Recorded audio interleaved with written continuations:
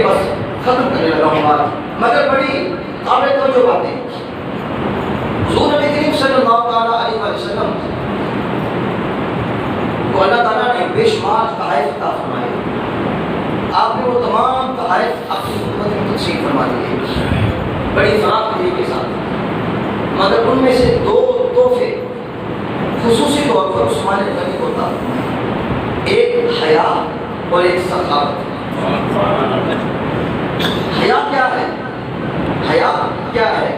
ایک ملائکتی اور خوبصورت صفت ہے. ہر دین کا ایک امتیازی اخلاقی ورثہ ہے، جبکہ اسلام کا امتیازی اور اخلاقی حصہ حیا ہے. الایمان الحیاء من الایمان والایمان فی الجنہ. حیا ایمان کا حصہ ہے اور ایمان جنت میں لے جاتا ہے. والبذاء الی الجفاء والجفاء فی النار. بے حیائی جفا ہے اور جفا دوزخ میں لے جاتا ہے. الحیاء لا یأتی الا بخیر. حیا جہاں ہوتا ہے وہاں نیکی ہی نیکی ہوتی ہے. نمبر 4 الحیاء خیر کلہ. حیا سراپا بھلائی ہے.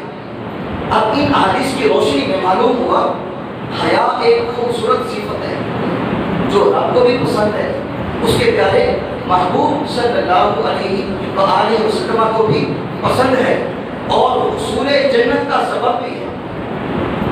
اب ان روایات کی روشنی میں حضرت عثمان غنی رضی اللہ تعالیٰ عنہ کے حیا کا نقشہ آپ کے گوش گزار کرنے لگا. ام المؤمنین حضرت اما عائشہ صدیقہ سلام اللہ تعالیٰ علیہا، یہ روایت بہقی کے اندر موجود ہے جلد نمبر 2 صفحہ نمبر 231 اور مسند احمد کے اندر بھی موجود ہے اور کتب حدیث کے اندر یہ روایت موجود ہے. اما عائشہ سلام اللہ تعالیٰ علیہا روایت کرتی ہیں، فرماتی ہیں کہ ایک دن پیارے آقا مولا صلی اللہ علیہ وسلم اپنے حجرہ مبارکہ میں تشریف فرما تھے. آپ کی پنڈلیوں یا دانوں مبارک سے قمیص مبارک ہٹی ہوئی تھی. حضور محو آرام تھے.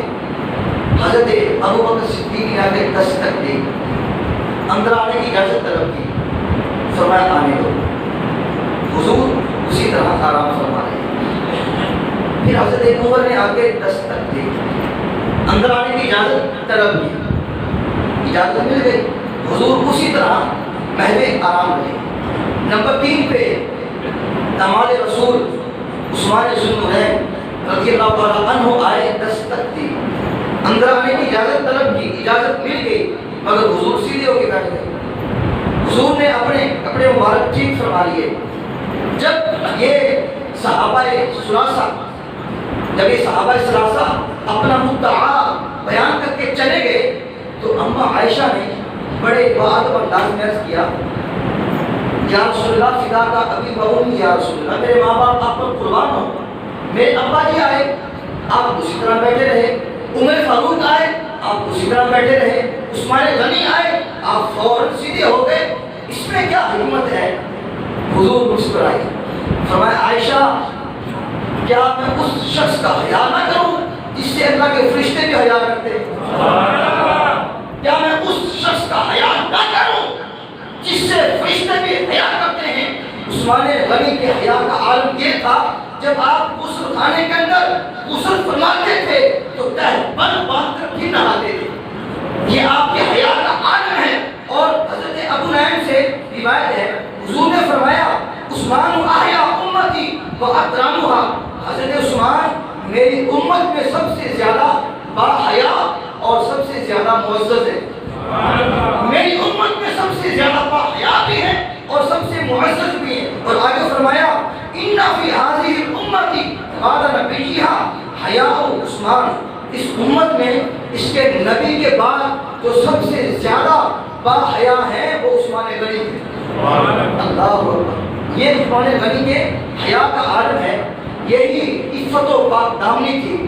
ہے جی، اسی روحانی طہارت و نظافت اور اوصاف جمیلہ کے ساتھ متصف ہونے کی وجہ سے حضور علیہ السلام نے عثمان غنی کو اپنی 2 شہزادیاں کے بعد دیگر ان کے نکاح میں عطا فرمائیں، جس کو اللہ حضرت اس طرح فرماتے ہیں کہ نور کی سرکار سے پایا تو شادہ نور کا، ہو مبارک تجھ کو ذو النورین جوڑا نور کا.